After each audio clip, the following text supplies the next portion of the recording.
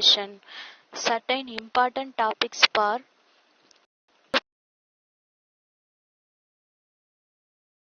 on public administrational optional subject. So this is on public administration in a globalizing world. The theories and practices from this book written by BC and PC. So in this whole syllabus covered from this book, let's begin our topic from public administration point of view. Let's move on to topic today. Before that, we should know about the content which is specified in the public administration book. There are 10 important topics are mentioned in this book. We will discuss one by one every day. First, begin our topic with public administration and its evolution of the discipline. So what is the meaning, nature, and what are the different significance of the public administration, and how it is to be differentiated from the public administration and private public administration. And Minobrook conference conducted in 2008, etc. in first chapter. And second chapter mostly focused on multiple administrative theories. These theories are mainly risk concept and psychological and bureaucratic, scientific management related, and a traditional classical organization approach, and bureaucratic model with the post bureaucratic model and Kantian model also specified. And what is the human relation model, HR, and etc. we are going to discuss in this second chapter. Next, third chapter is focused on contemporary developments. Contemporary developments in public administration, in that we will discuss the NPA and NPM. So what is the theory and practice of the governance in the current scenario? And second, digital e-governance and corporate governance, environmental governance, and how it is to be historically evolved. In the third chapter, focused only on comparative development. It's very important for UPSC. And the fourth one is related to public policy. So what is meant by public policy, what is the significance of this, and what are many types under the public policies, and what different types of the models and approaches followed to obtain the public policies, and how the public policies formulated, implemented, and evaluation happen. These three process under the Indian Constitution, etc. we will discuss in this public policy chapter. And let's move on to fifth chapter, which is very crucial topic for UPSC, that is development administration. Currently, we all are in industrial revolutionized society, so the development is needed.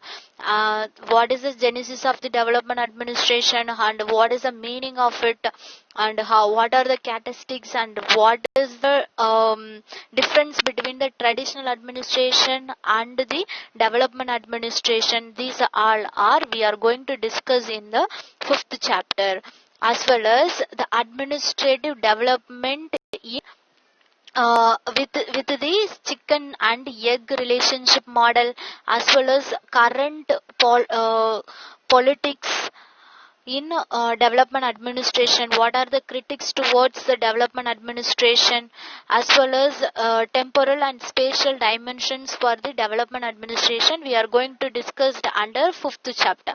And next one is related to decentralization and local government. Under third is we have to discuss the important topic under 74th and 73rd Constitutional Amendment Act for Panchayat Raj systems and municipalities. Okay, so we will discuss here in 6th chapter.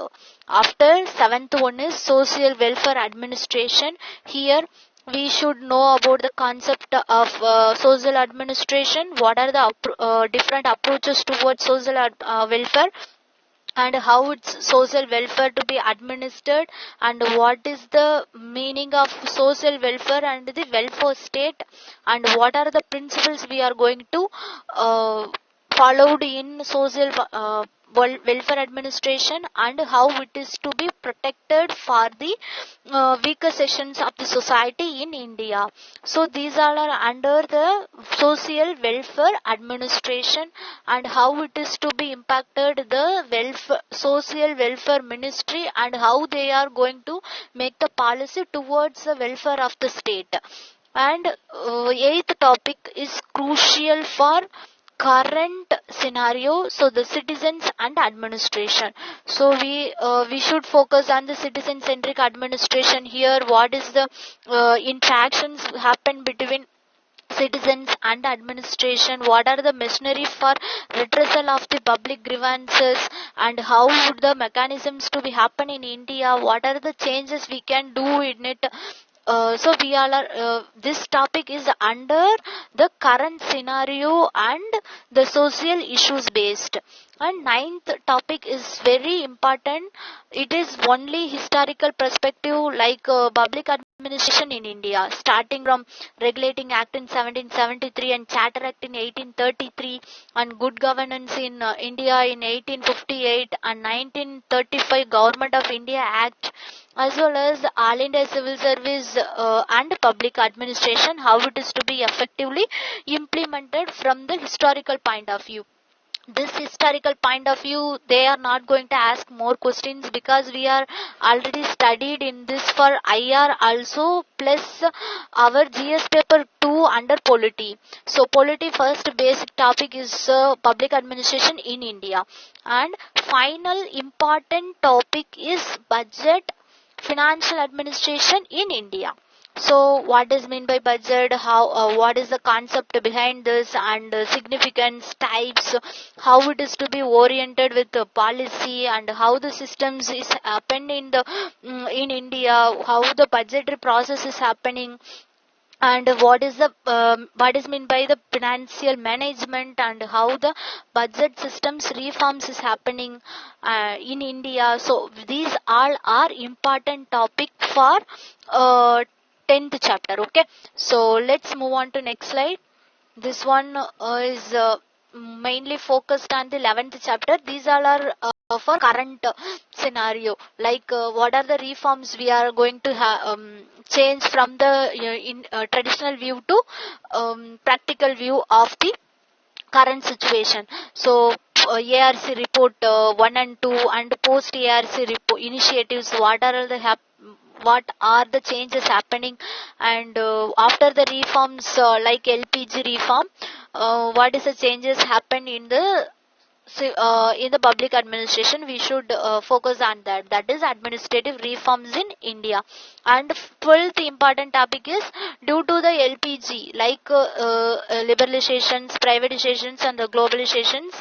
After this globalization, how the public administration to be impacted, we should focus here, like what is meant by imperialisms, how it is to be impacted towards the public administration, and what is meant by the global justice and accountability, we have to concern due to this globalization. Like that we should discuss this 12th chapter.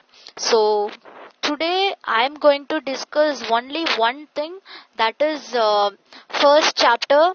In that we should focus only time, like what is the meaning of the public administration, what is the scope behind scope and nature of the public administration, and what is the difference between public and the private administration, what is the significance behind this, and different types of the approaches. If I have the time, I will discuss today, otherwise I will discuss in next video, because the evolution of the public administration. In that, the Minobrook conference is a large topic, and we should take that it in mind. So that is very important topic, Minobrook conference. So before that, some basic things: meaning, nature, scope, and public and private administration, and significance. Some important approaches today we will discuss. Afterwards, I will give different topics tomorrow, or otherwise today also in next video I will discuss. So let's begin our first topic on public administration today. So after completing this first chapter, we should know about what is the meaning of the public administration, what is the nature of it, and how it is to be give the scope in a current scenario, and how the evolution happened in public administration as a discipline, and what is the new trend behind the public administration. We should focus on that. So first, for most topic, we should know about the public administration. So what is mean by public administration? Administration is what is that? We should know that. And second one is public. What is meant by public? So public is general people, those who are in the country. So first, read the first concept, that is what is meant by administration. So administration is a part or the parcel of our daily lives. For example, we all are need basic food, clothes, and shelter, etc. So these are necessary for the human beings. So other than that, we need some specific standard life like education, medical care, housing, entertainment, and protection of our lives and properties, etc. So most of the people are living in a high standards of society. So they are working in the progressive field like agriculture, industry, communication, travel, medicine, education, and etc. So here the administration is everywhere with us from whom to whom. So administration is everywhere, but it's not about the public administration. We should concentrate on public administration, not general administration, because every human need administrative point of thinking. But we we are going to deal with only the meaning, scope, significance, and evolution, and what are the major approaches to understand this public administration in this chapter. Let's begin our first important heading on meaning of public administration. Before that, we discuss about what is by administration. Everywhere in the world we are having administration, but in this topic we are only focusing on meaning of this public administration. First, the public administration is a broader concept. We are not going to discuss deeply on the broader concept, but the administration means to serve or to look after people. It means to serve the people or look after the people. It is called administration. Otherwise, to manage the affairs of the government, it is called administration. Here, Timuk, who was a famous person, Timuk Tumuk, he defined the public administration is the accomplishment of politically determined objectives. Accomplishment of politically determined objectives. It means political persons, they are having certain objective towards the public. That is defined in this Timuk public administration concept. Afterwards, the Woodrow Wilson, who was a very famous person in America, right? So he defined it like the detailed and systematic execution of public law. The every particular application of the general law in an act of administration. Every general law application is towards the administration. He told like this. After that, there are certain activities done by the executive branches. Okay, so executive means in India, executive is under the control of president and ministers, etc. So here the three activities done by the executive branches like at national level, state level and local level. Okay, national level, state level, local level. We should focus on public administration in these three activities based. Before that, we told about that some chapters related to local government and state government and national government. So these all are the basic for the public administration, and important definition is here. So L.D. White, he defined the public administration is the composite of all laws, regulations and practices and relationships, codes and customs that prevails at any time in any jurisdictions for the fulfillment or execution of public policy.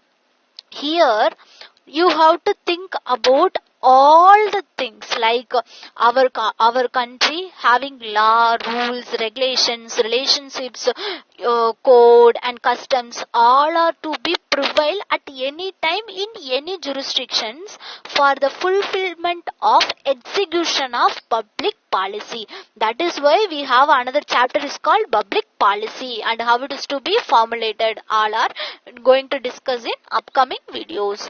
Here this definition is given by L.D. White. You can write this definition for the mains. And okay, next here the Carson or Harris, he given the definition for public administration. It is the action part of the government. Very important, action part of the government that means to be the purposes and goals of the government are realized. The public administration is also defined by the Fifner is mainly concerned with the means for implementing the public political values. So means of thinking, we should know the two concepts like means and ends. In means and ends.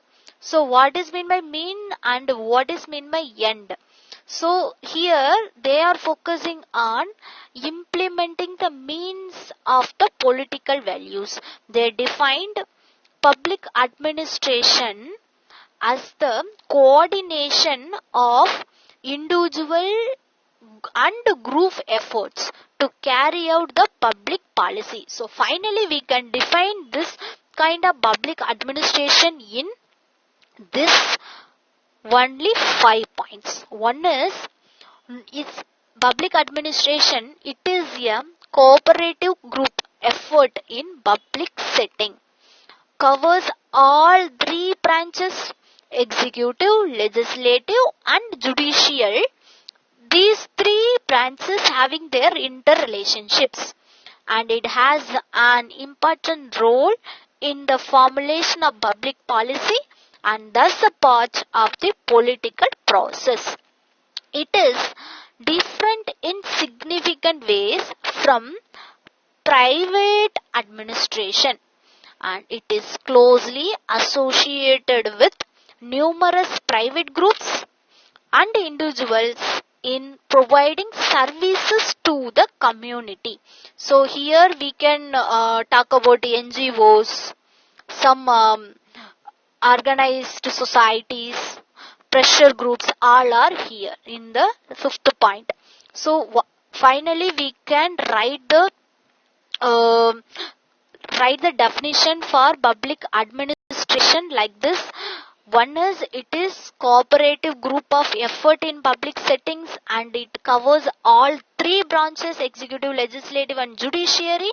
And third most point is important role in the formulation of public policy, and thus a part of the political process. It is a political process because legislative assembly and the parliament having the role play in public policy making, and it is different in significant ways from private administration, and it is closely associated with numerous private groups and individuals in providing services to the community. So this is the definition or the meaning of public administration. Okay, so let's move on to discuss further more about this, because this public administration definition is differ from author to author.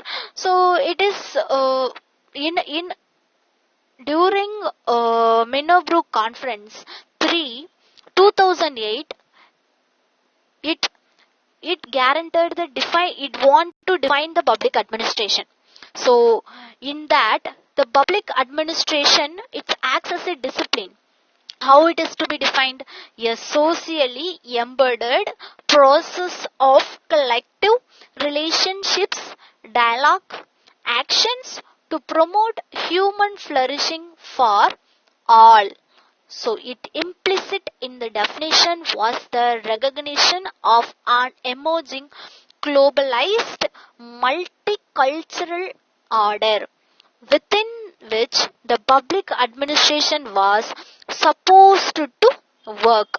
So this is very important topic, because the Minno Group Conference, it's defined the public administration. So on the basis of the above definition, it can be concluded that the public administration is the instrument of translating political decision into reality. This is exactly the meaning of public administration. It is a part of the government.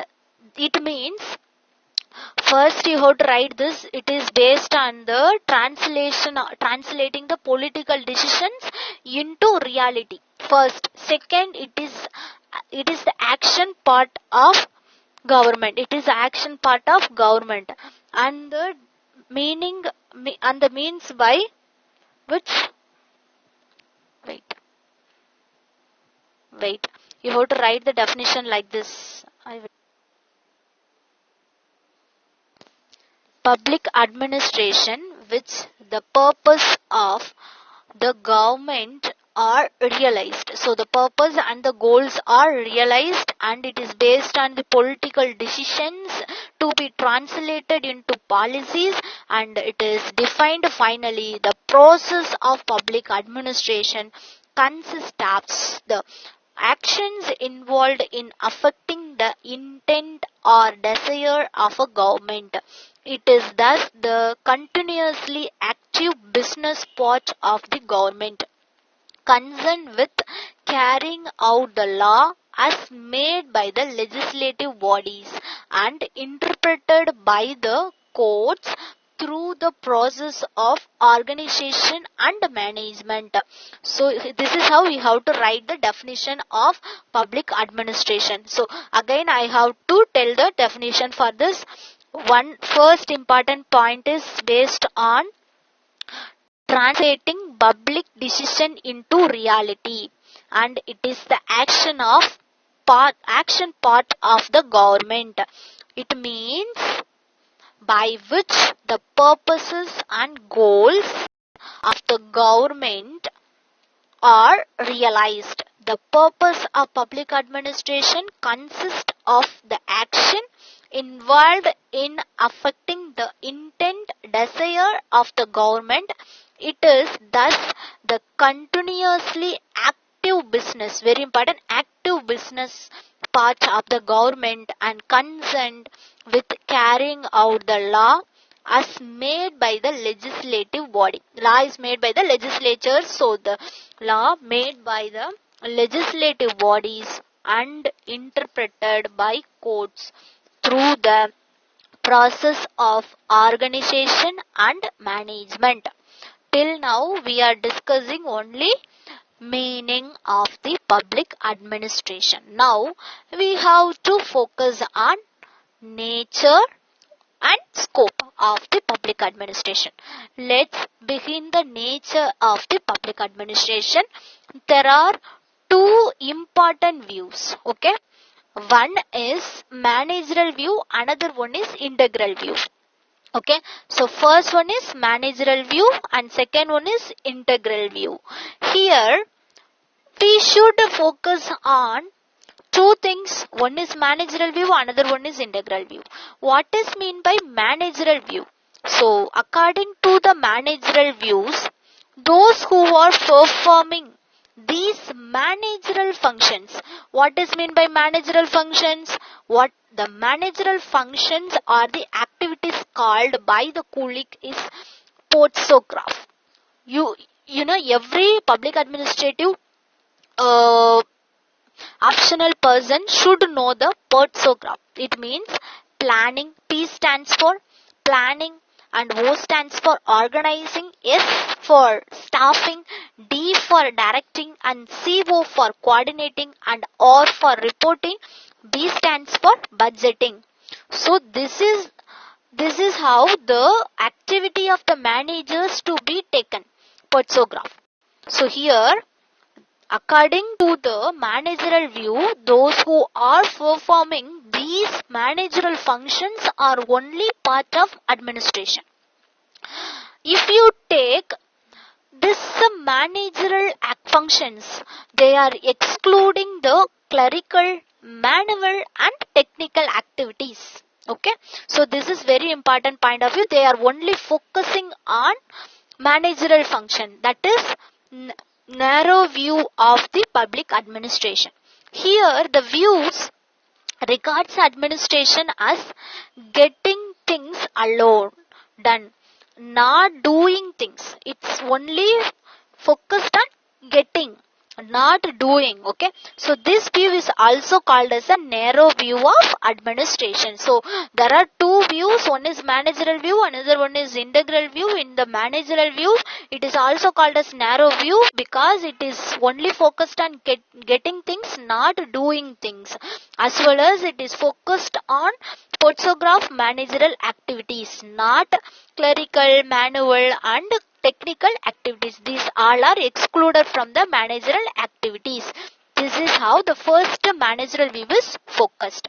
But if you think the integral view, integral means combining. So here the integral view is totally opposed to the managerial view. So the integral view is proposes that administration is the sum total of all the activities of the government, like manual, clerical, managerial, technical, all the activities. So that's why it is easily to be realized the goals of the organization. So in this view, integral view, all the acts of the government officials from the peon to secretary of the part of the public administration. It means they are considering the peon to secretary. So peon in the lower bottom and the secretary on the top. So that is to be discussed here. So the successful accomplishment of any task in an organization requires contribution from all the employees.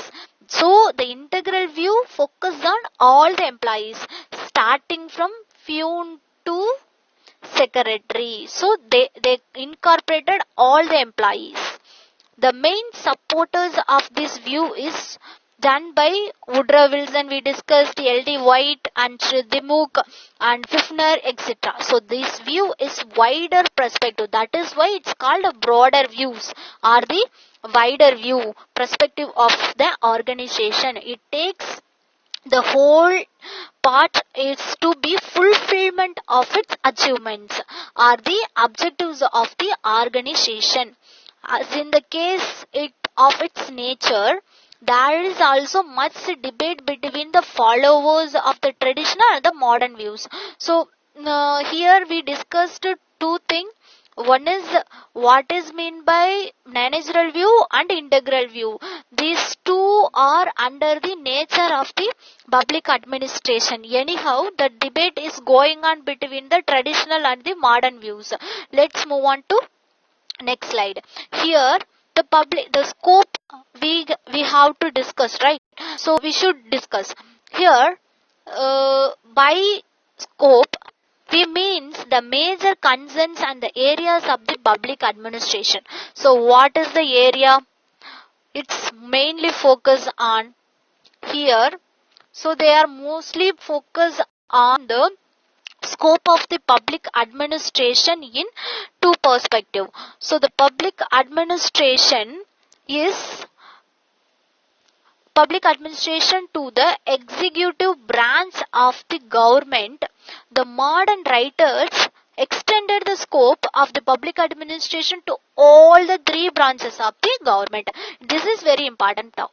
First, the traditional view, they are focusing on only executive branch. But this modern scenario, modern world, they are considering all the three branches of the government like executive, legislatures and judiciary. So according to them, the public administration is the whole government in action. So public administration is nothing but whole government is in action. So here the argument is based on the activities of the legislature and the judiciary and also affect the shape of the functioning of the public administration considerably. Thus, the study of public administration, it includes activities of executive branch as well as those aspects of legislative branch and judicial activities that have considerable impact on the functioning of public administration. This view is more acceptable today. So because this is a modern view, so that's why it is accepted by all them. It means the traditional view is focused on only executive branch. Currently we are focusing on three branches like executive, legislative and judicial. So much in the mutual dependence. So these three branches are in mutual dependence and so intensive in the interaction between all three branches of the government that public administration must be defined in the broader sense. So this is the scope of the public administration in broader sense. Necessarily it is to be studied as a part of the larger political process in the country. So it means in the country everywhere we should focus on public administration in three branches like executive, legislative and judiciary. Okay, so let's again recap for this. So in the nature and scope of the public administration, we should write the nature in two perspective. One is managerial view and integral view. In managerial view, it is also called as a narrow view of public administration because only focused on managerial activities like photograph. And in second view is the integral view. It is a broader in sense are the whole part of the government to be activated in that all the activities like manual, clerical, managerial, all the employees to be incorporated towards the organizational objectives. That's why it is called the integral view of the public administration. Let's move on to the next slide. Is based on the scope of the public administration in 2 points. One is the modern world and the traditional. So traditional writers, those who are followed the public administration in executive point of view, but in the modern views they are using the executive, judiciary and legislative point of view. So that is why the scope of the public administration is evolved. After that, the important topic is public and private administration. So the name itself, we should know that public, what is meant by public administration, what is meant by private administration, how it is to be effective towards the government and public, etc. So we should know about the what is the difference and the similarities between the public and the private administration in this point. So the interpretation given to the differences in the implementation of the ideas about the people and the organization. So the based on the nature of the distinctions and the authors and the examples are to be varied from one to another. So Peter Tucker, he made distinctions between the public enterprises, public administration, and the private administration. So how he is going to distinguish from one to another? So public to private. So let's begin the difference between the difference or the distinction between public and the private sector. So the prime purpose of the public administration is to serve the public. Very important. Prime motive or the purpose of the public administration is to serve the public. But private administration, they are going to produce profit for the owners of the business. So they need only profit. This provides the private administration with a single objective criterion to measure the performance of the enterprises. How the performances of the enterprises to be defined due to this, how the production is increased and how they are getting the profit. So we should know here two things. One is for the public administration, it is focused on public service, and a private administration only focus on the profit making. Let's move on to next slide. Here, the drive for the public administration. So the drive for the profit force. So the profit force is very important for the private sector. So the private administration to watch cost and the seek improvement in the operations and discharge the competent employees and to maintain the responsibilities of the subordinates for result. On the other hand, if you take the public organization, they provide the services to the people and promote the social goods. First, they are not oriented towards making profit. Very important. Public organization does not going to make any profit out of it. And second, the government very often had to provide the even unprofitable and costly services, namely food, health, education, infrastructures, and for the defense, etc., for the public interest. Very important point, for the public interest. In this sense, the public administration is really public. First point, they are not going to focus on profit. Second point is focused on the activities. So the public administrator's activities are fixed by law.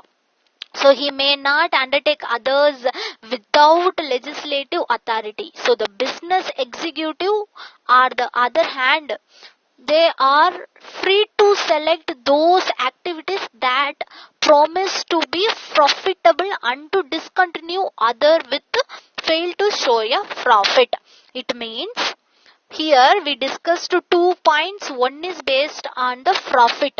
So profit is made by the private sector, but in the case of government, it is focused on people service. Here again, the second point goes on to tell about the public administrative activities are fixed by law. We are having more law and constitution control it, etc. So the parliament control under the constitution, etc. We are focusing on the fixed law. But in the private sector, there is no fixed any law. So they are having own self-regulations and control measures. Anyhow, they need only profit. If they are not obtaining it, they discontinue it.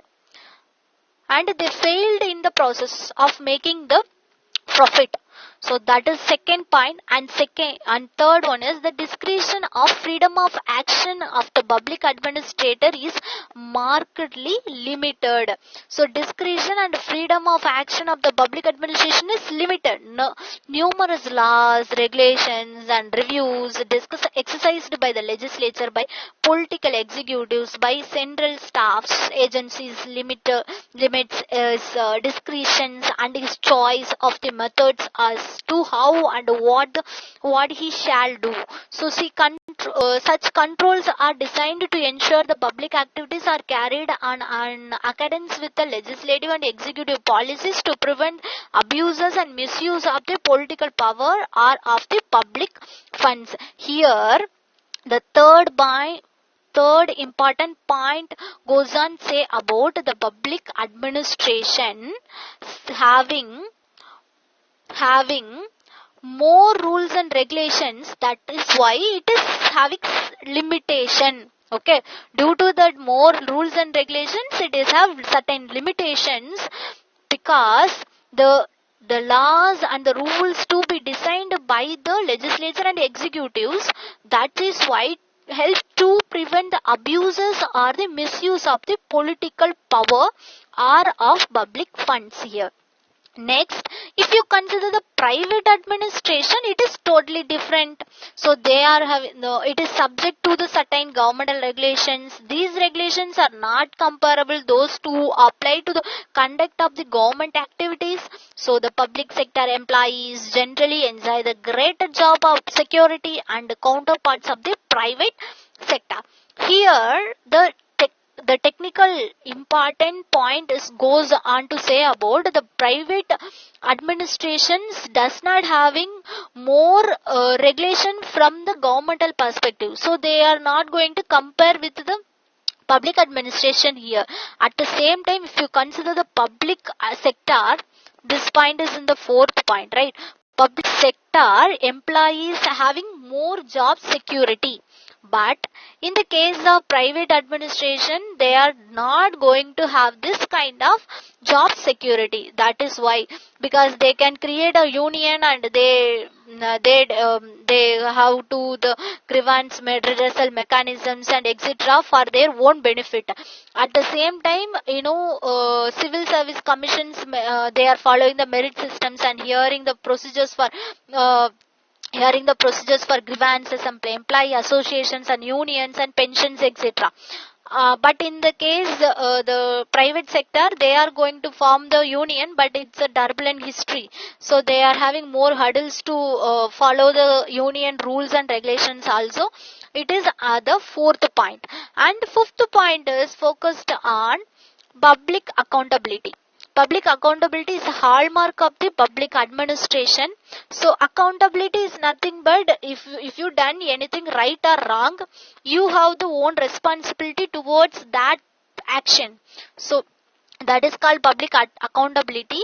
So the public administration administrator carries on his work in a glass bowl. It means if you take the glass bowl, it is full of water and one day you broke the bowl, then the water is to be spilled out. So that is why if you broke the glass or the bowl, then you have the responsibility towards that action. Okay, this is how called as accountability. So his actions are exposed to public review and criticisms at all times. So his mistakes tend to be widely publicized and his achievements often to be criticized. So past to be unnoticed. Here we are telling about the accountability of the public administrators. So thus the public administration is held accountable for the activities, those legislative oversight and judicial review. On the other hand, if you take public accountability is not a value of affecting the private administration. So public accountability, it's not going to affect the private administrations. The public administrator must also to be maintain a high degree of consistency in his action. They have their own responsibility. So that's why the certain high degree of consistency in their actions, and he must serve the public without discrimination. So under article number 14 and 15 we are telling about, we focused on the discrimination. So if he makes an exception, then he should have more accountable towards the people. So here all the entitled to similar to the treatment, so they should focus on all the person it's equal, so each and equal protection of law and equality before law, we should focus on that. And second, if you consider the private administration, they are having more discrimination towards the customers, small customers and large customers based on the business profit strategies. So but in the condition of our public administration, there is no need. So this one is the sixth condition. And next move on to this political character of the public administration. It is differentiated from private administration because public administration is subject to the political direction and control. So politicians and bureaucratic relationship we are going to discuss in another video. So before that, they are having certain kind of political direction and the control over public administration. It implements the policies made by the elected members of the legislature, and that is political executives also. So the private administration is, on the other hand, it's not subject to the any political direction. There is no need of political direction. The individual person or the enterprises, those who are need to make the profit, they are going to take their own direction, not the political direction. So it functions largely directed by the market forces, so only focused on their market forces and profit making. And finally, the public administration is much wider in scope. So before that, this point is seventh one, right? So political direction is seventh point. And finally, the Apple Bay, he told about the difference of the scope between the public administration and the private administration. So for that, the organized government impinges upon and it affected the practically everything that exists or moves in the society. So the public administration is provide each and everything to the people, namely food, health, education, housing, transportations and so on. But in the other hand, profit making private administration deals with only the sectors to be earned the profits, and it cannot be claimed the breadth of the scope, impact and the considerations of the public administration. It cannot be taken out, right? So here till now this concept is based on the first one. So again we should concentrate on only 7 points. One is what is meant by public administration in the political directions, how it is to be having accountability towards them, and how the discrimination, how the job security to be provided to the people, and how the union to be formed, and what is the provision given by the public administration, they are going to follow the rules or not. This is how we have to write the differentiation. Okay, so even though they differ in the certain respects and there are many similarities also. Previously we discussed only distinguishable features between the public and the private administration. Now we are going to move towards some certain similarities. So similarities is like managerial techniques and skills of the planning, organizing, coordinating, budgeting, like portsograph is followed, and same in the public as well as private administration. So we should know about the portsograph. Okay, so you have to write it like this, and portsograph is followed in everywhere, private and the public sector. And second, they are having certain principles of hierarchy or the scalar chain. So principles of hierarchy and the scalar chain, like this, the concept is you have to draw the triangle, and the things to be you have to obtain getting the A is a higher post official, and you are in the down bottom of the triangle. Then you have to reach from this one, like this. This is creating the chain. So that is scalar chain, but not always it's to be followed in certain conditions, but we would that is exceptional case, we should focus on that also. But before that, this principles of hierarchy like this and this supply scalar chain all are similar to public and private administration. So in the modern times, the private business is also subjected to the many governmental rules.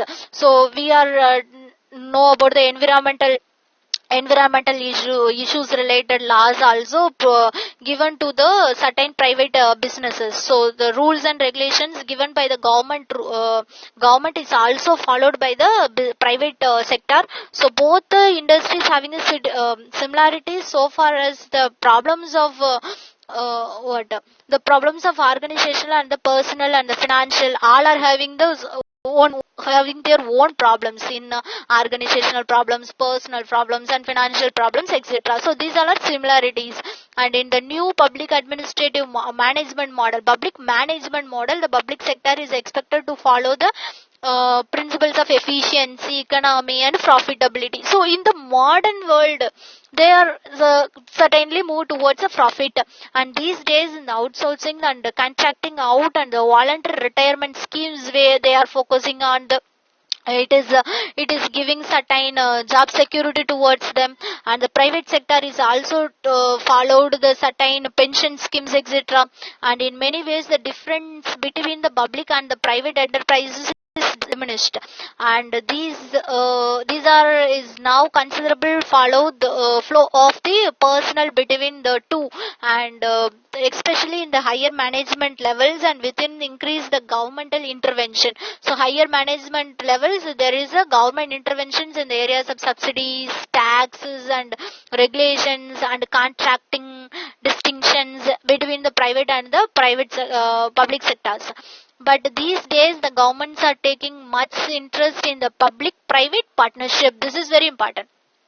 Anyhow, we are having more differences as well as similarities. At the same time, currently the modern society, we are focusing on PPP model. PPP means public private partnership model. So implementing its policies and the projects, the successful functioning of the, for example, the Delhi Metro.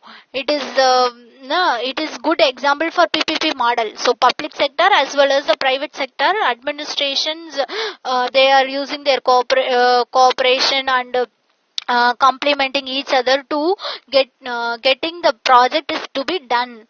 Like okay, so this is one example for the public administration and the private administration done in the perspective of public and private partnership. Because the modern evolved world, we need more cooperation and the complementation. Okay, so that is why the difference between the public administration and the private administration is followed. So let's discuss our third important topic, that is significance of public administration. So what is the role played by the public administration? So here the significance is focused on the role played by the public administration in the modern society. First of all, we should know about the public administration. It's a instrument for providing the services.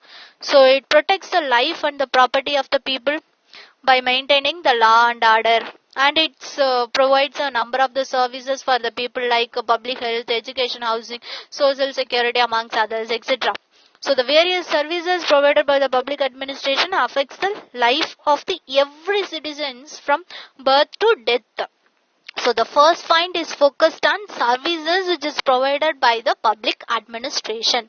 And second, in fact, it will not be the possible for us to enjoy the various governmental services if there were no public administration, and the public administration is also to be responsible for the implementation of laws and policies of the government. So implementation of laws and policies of the government.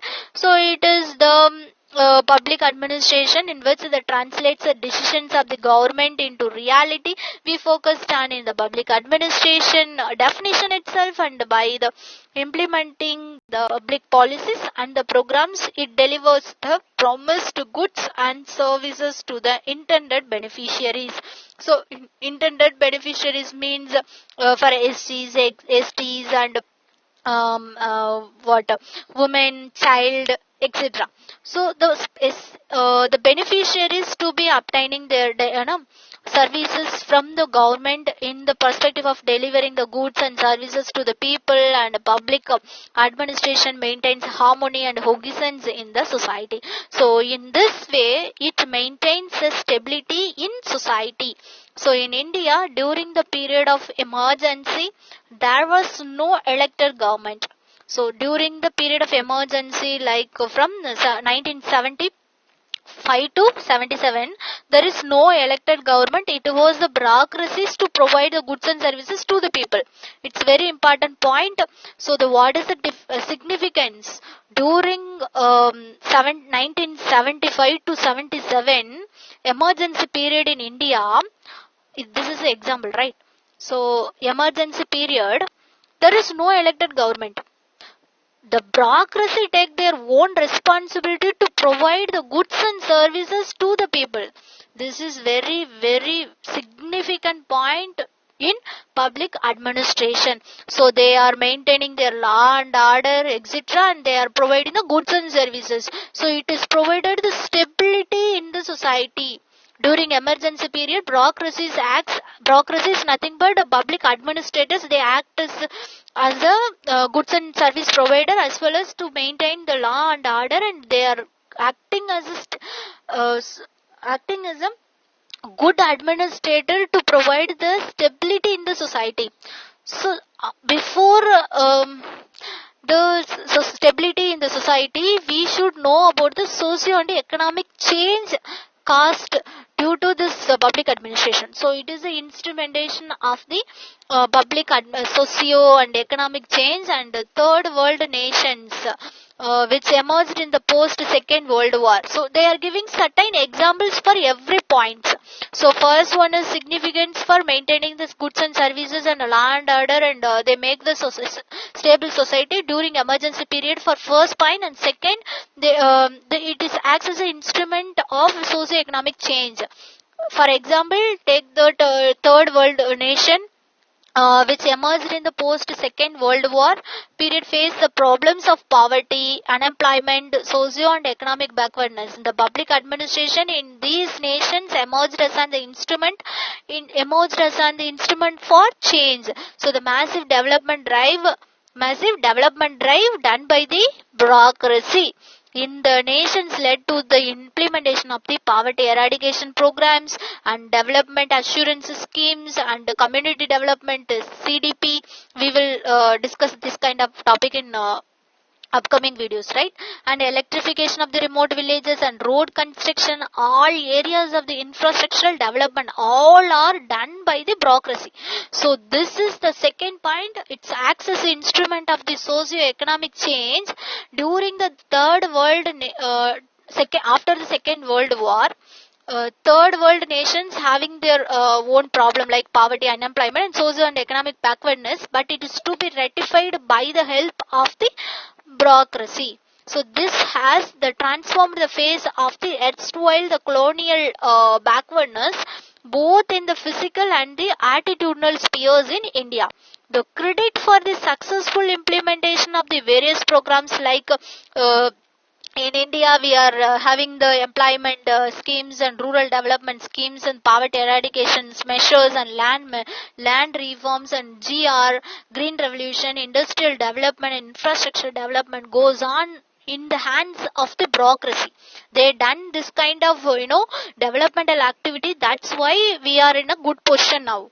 So that is second point. And third important point is focused on the instrument of national integration. So third point is focused on national integration.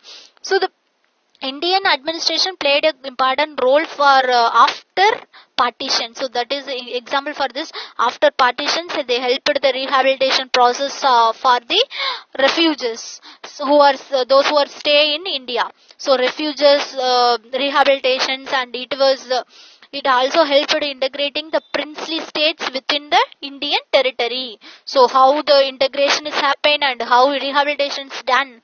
Those who are under the control of public administrators um, during during independence or after partition. So India.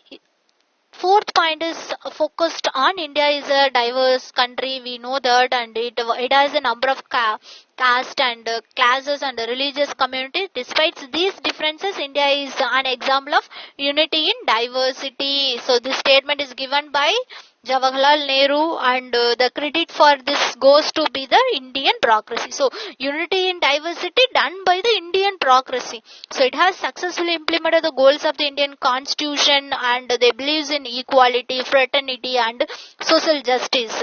So equality, fraternity and social justice all are mentioned in the preamble of the Indian constitution. So today India is an example of the largest successful democracy due to this kind of good administrators. Okay, we have regular elections and independence of judiciary and freedom of press, and this has been possible due to the smooth implementation of rules and regulations and efficient provision of the services to the people by the Indian administration. Thus, it has provided the stability into the Indian democracy. So, fourth point is focused on unity in diversity. Plus, it's making the Indian democracy stable in all the time. And next point is focus on the era of the liberalization and the privatization. There is a decrease in the scope of the functions of the state, but it brings about shrinkage in the administrative apparatus as well as the size of the bureaucracy.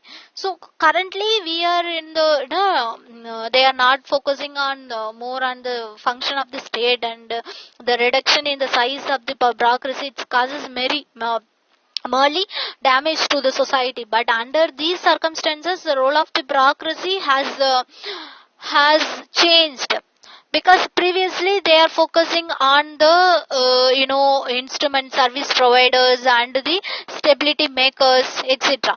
But now it is changed. So now it is supposed to promote, encourage and promote, motivate the private sector, because we previously discussed about the difference between the private and the public administration. At the same time, PPP model to be encouraged. So the modern world only we are encouraging the private sector, and it has also to be see the operational side of the private market, and it is the duty of the state to prevent the earnings of the greater profits through illegal means. So the illegal trade and money laundering, etc., to be countered by the government. So hence it is the duty of the state to prevent the such small practices in the larger interest of the society as a whole. So the role of the state as a regulator requires the existence of the regulatory measures. Now, the current scenario, the role of the state or the government or the public administrator, they are act as a regulator for the society, and to protect and promote the public interest by imposing the regulations upon the private enterprises. Thus, in the era of the free market economy, the private administration has to regulate the private sector in order to prevent the public interest. The absence of the good administration would make the mockery of the new economic systems. Some of all the significance of this public administration, it's in the modern society. It is acts as an instrument to formulate and implement public policies, and it's maintain the law and order. It is and instruments of the social change and economic development. You have to give the example for both these two, and it provides various goods and services to the people and promotes a national integrations. And the era of liberalizations, privatizations, there is a change in the scope of the public administration.